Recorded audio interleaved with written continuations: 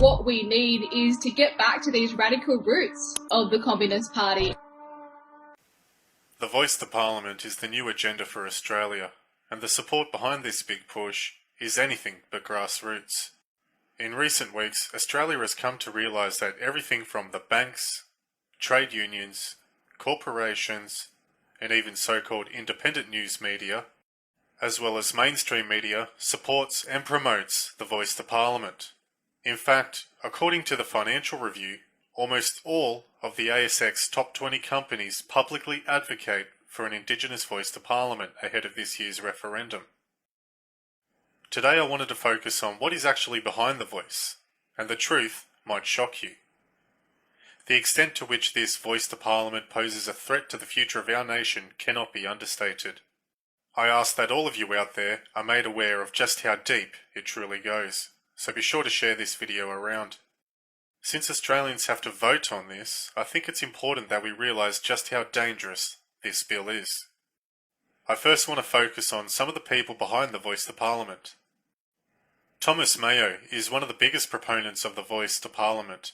A quick glance at his profile will reveal that he is of Aboriginal and Torres Strait Islander descent, who holds the position of National Indigenous Officer within the Maritime Union of Australia, an activist for Aboriginal causes, and a public voice for Indigenous constitutional recognition. Thomas Mayo has spoken publicly on many occasions and even written books about his master plan for Australia. He has outlined three main points in particular which are worthy of focus: voice, treaty, and truth. The slogan you can see being worn by Prime Minister Anthony Albanese. So we know where he stands. So the first point, voice. This is in reference to the Voice to Parliament, and putting it into the Constitution. Some of you might be asking, if this is just an advisory board, why does it need to be put into the Australian Constitution? Well, that's because once it's put into the Constitution, it can't be voted out. It's there to stay forever, and it can only be made stronger over time.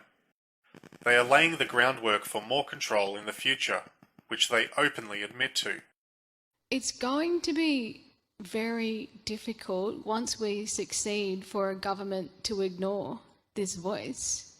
It will be powerful when the people of Australia mandate that this First Nations voice must exist beyond the political cycles, because that's the goal here, is to set up a mechanism that actually exists despite the government of the day, and that's mandated by the people. So it is going to be, this is why we've had the fight for years, because they know how powerful this will be, and that's why we're asking you to walk with us. We need the 97% to apply that political pressure. The second point, treaty. What does this mean? Isn't this what the Communist Party and Antifa activists have written on all their posters at Black Lives Matter protests? Following the referendum, it's expected attention will shift towards the Magna Carta Commission to work on a national process of treaty making. In fact, mainstream media reports suggest the government might move even faster. Proponents of this treaty urge that it's about giving Aboriginal people self-determination. But upon closer inspection, what does that actually mean? It's actually about the 100-year-long, well-documented communist plan of giving sovereignty to Aboriginal people, giving them land and making them a separate entity to Australia.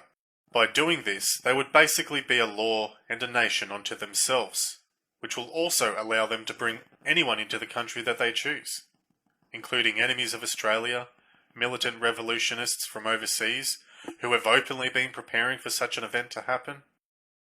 It creates a very large national security risk, especially when the CPA openly admits it's been trying to arm Aboriginals, form militias and create violent revolutions for around 100 years. A treaty would work one of two ways: the balkanisation of Australia, where territories and states become fragmented, or giving the Aboriginal people right to be an apartheid-wielding dictatorship over the entire nation, where democracy means nothing. Both of these plans are extensively written about in books and websites authored by communist and socialist activists in Australia, who openly admit to spearheading this entire agenda.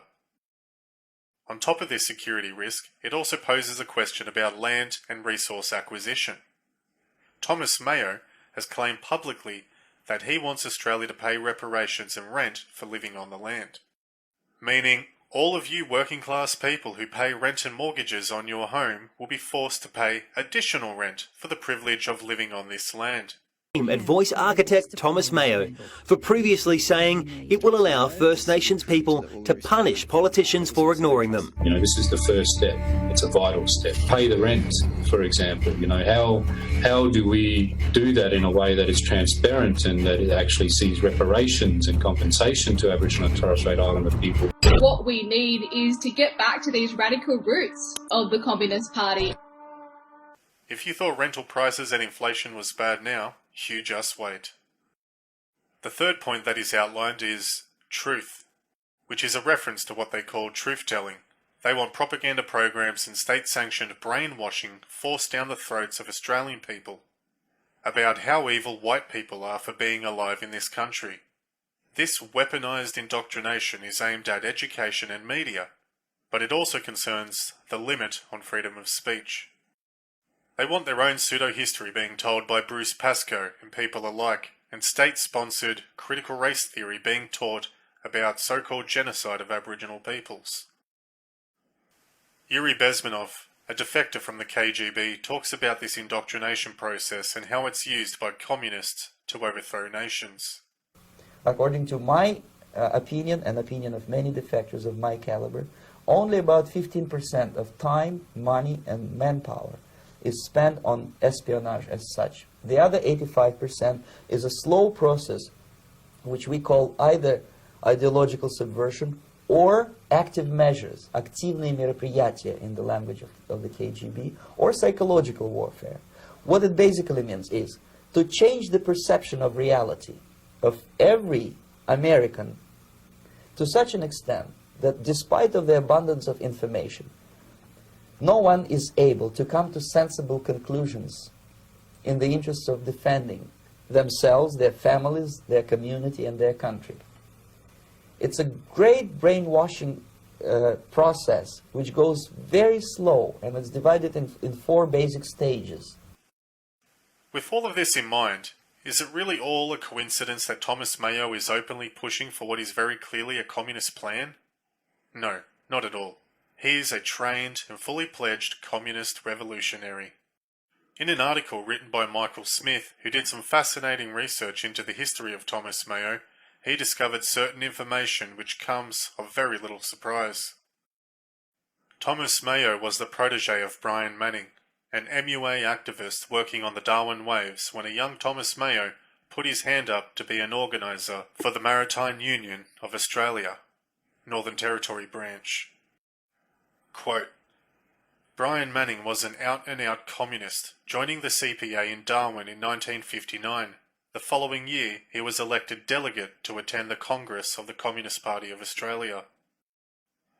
An ASIO document in 1962 reported in great detail the so-called penetration of Aboriginal organisations by communists, and detailed that in Darwin, communists, George Gibbs and Brian Manning, had helped establish the Northern Territory Aboriginal Rights Council in 1962.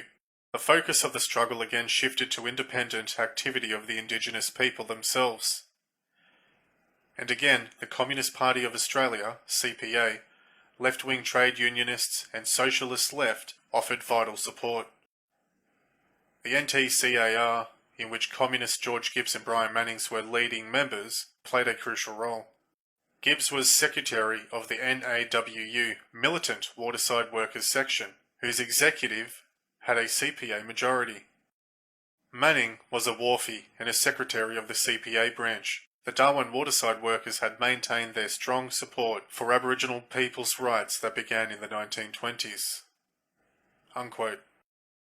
We have also uncovered articles both from MUA and Search Foundation, a successor to the Communist Party of Australia, where Thomas Mayo describes himself as a militant communist who seeks to overthrow the government. He has always worked closely with extremists, and he still does to this very day, which we will soon show in more detail. It should also be noted that according to the Independent Education Union of Australia, Thomas Mayo is only partially Aboriginal. His father is Filipino and his mother is Polish and Jewish, according to their archives. But he will have you believe Australian folk who have been here for generations are living on stolen land and should pay him rent.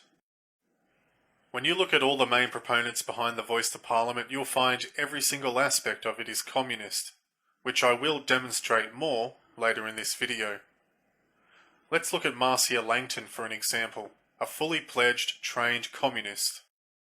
According to the Unshackled and One Voice Australia, who both reported on this, for many years Marcia was a high-ranking member of the National Committee of the Communist League, a Trotskyite group that campaigned for the violent overthrow of Australia and the implementation of a totalitarian regime. An organisation with links to espionage and terrorism. And this woman is meant to be one of the biggest figures behind the Voice to Parliament and the one who gets most of the media attention. She has also enjoyed the company of many politicians over the years, as well as trade unions, not to mention her long-standing relationship with ultra-rich Jewish businessman Mark Liebler, who's been involved in Aboriginal committees for decades. The hatred of Aboriginal people. Utterly horrible abuses of Aboriginal people and whole populations for more than 200 years. Concepts of race are fundamental to Australian polity and civic life. Racial theories and eugenicism were major intellectual exports of Australia. This filth is in our parliament. We need to stop the lying. Do not kill Aborigines. How hard is that? The racism towards Aboriginal people is something more than racism. The whole of Australia needs to be re-educated.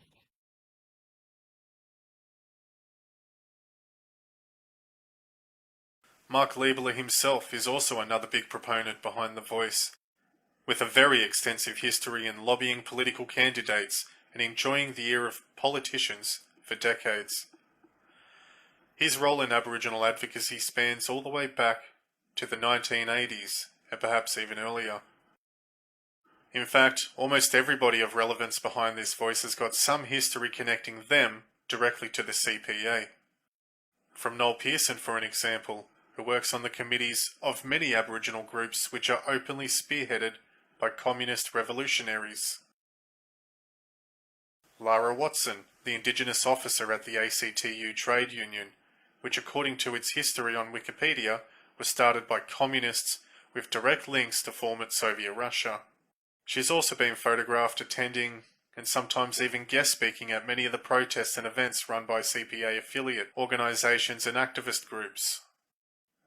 Even the Prime Minister himself, Anthony Albanese, is yet another trained communist, who has his roots in trade unions and the CPA itself, where he has given interviews and been photographed at their events and activities in the past. Linda Burney, handpicked by Anthony Albanese and the current Minister for Indigenous Australians, a very questionable past and also very quick to call any and all opposition to the Voice a hateful racist, which as it stands is now more than half of the country. I could go on and on and on about the communist puppets behind this bill, but for the sake of time, I have to move on. One thing that should be made known to the Australian public is that this Voice to Parliament is nothing new. Neither is the call for a treaty or Aboriginal sovereignty and land rights.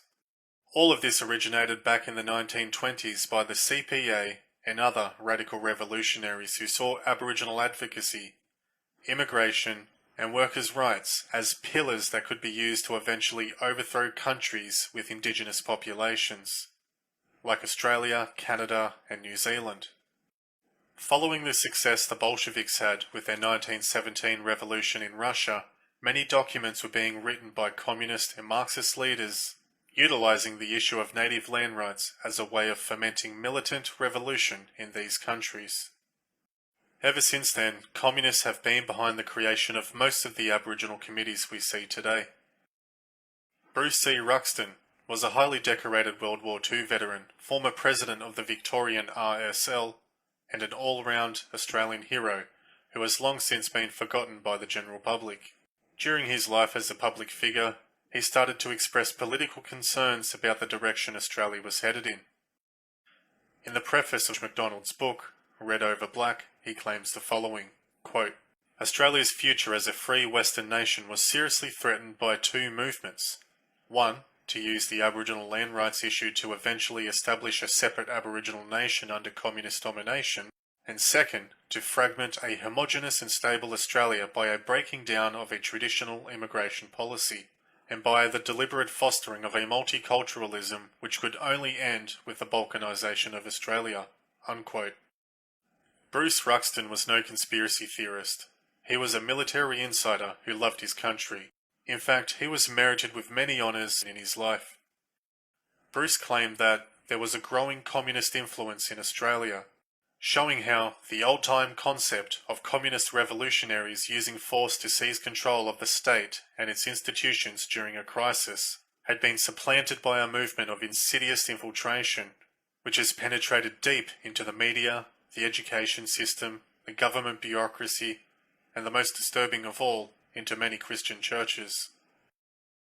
A former Australian communist insider turned whistleblower, Jeff McDonald, in his own words, learned about communist strategy and tactics through a lifetime in the labour and trade union movement and intensified by the years he spent inside the Communist Party. Jeff wrote a series of books and gave a series of lectures warning the Australian public to the extent that Australia was becoming infiltrated by communism. We were taught about the theory of the national and the colonial question.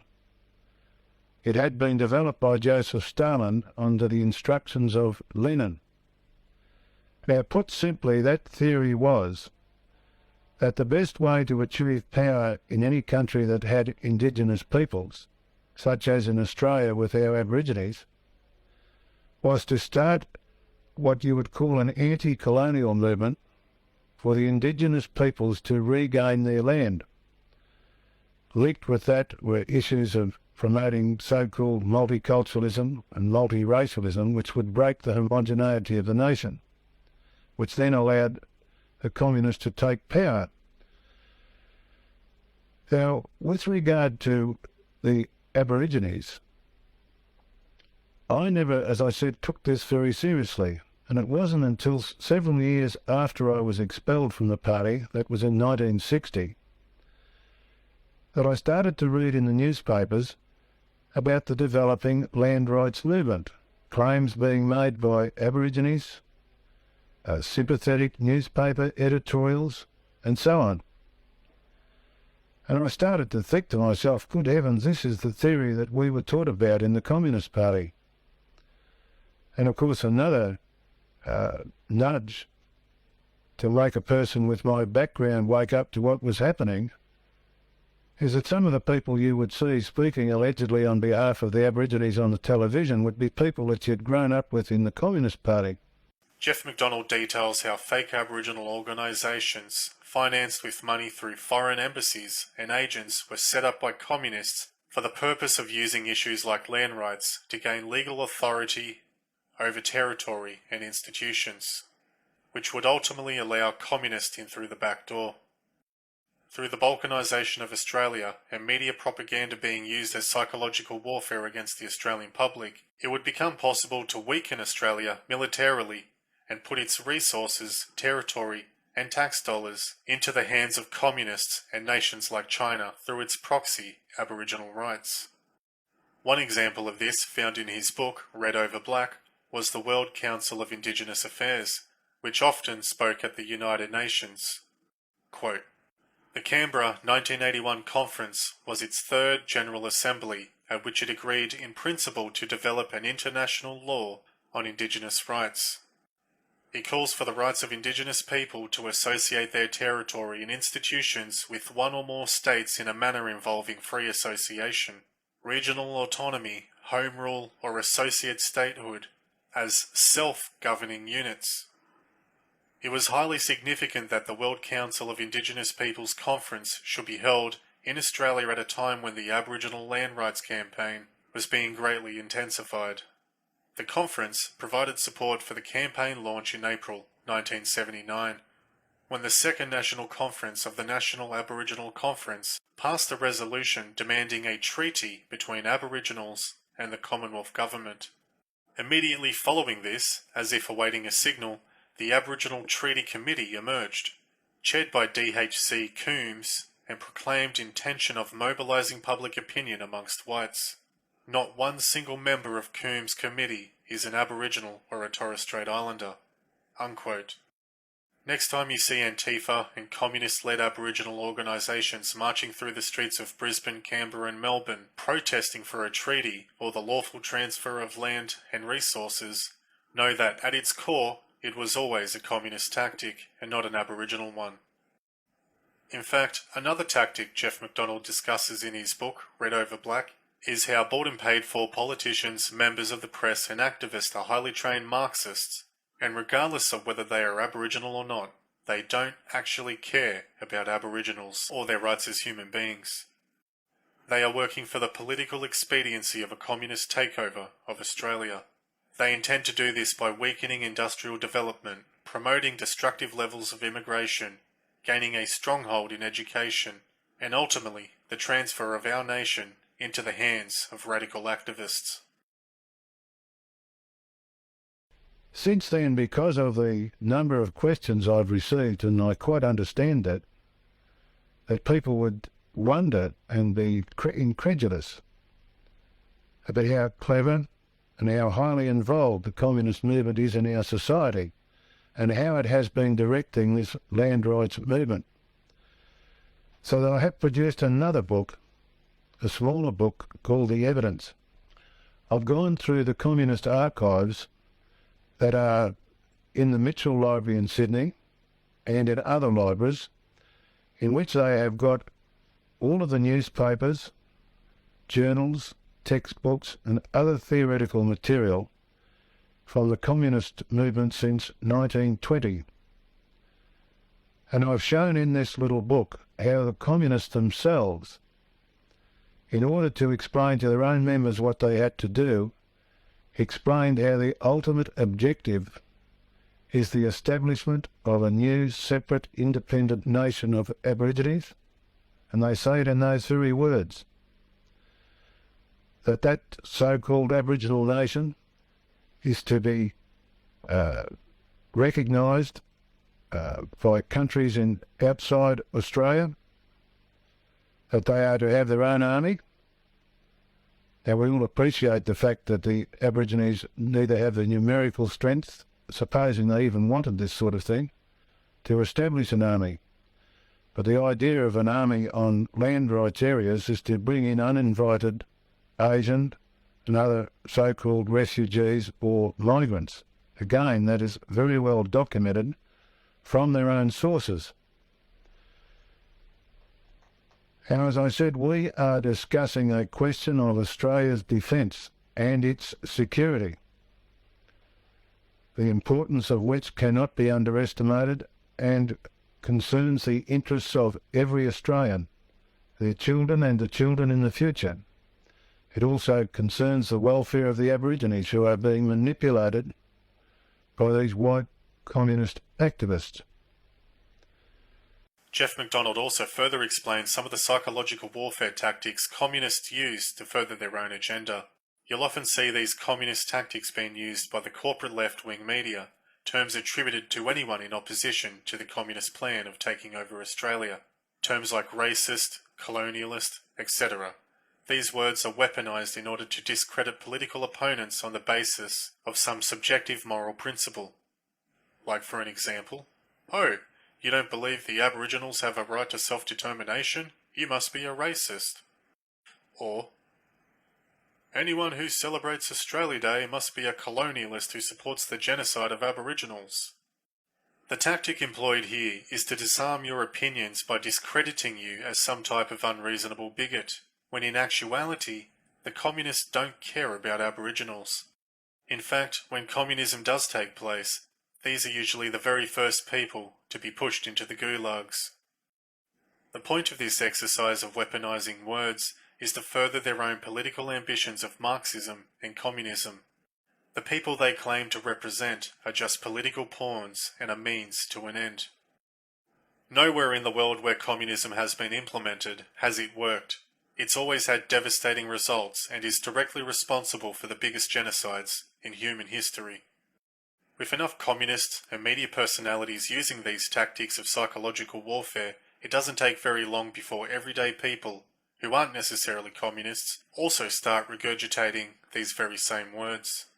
Like this woman, for an example. This is Ground Zero, genocide. Ground Zero happened here on 26th of January, 1788. Nobody should be celebrating. She probably means very well, but does she actually know what she's advocating for? Does she actually know who's behind these causes? Probably not. This is what you call cultural warfare. They can take something that is seen as fringe, wrong, and incorrect, within the space of a generation, make it seem normal, necessary, and pleasant. This type of cultural warfare is often referred to as postmodernism, cultural Marxism, or ideological subversion.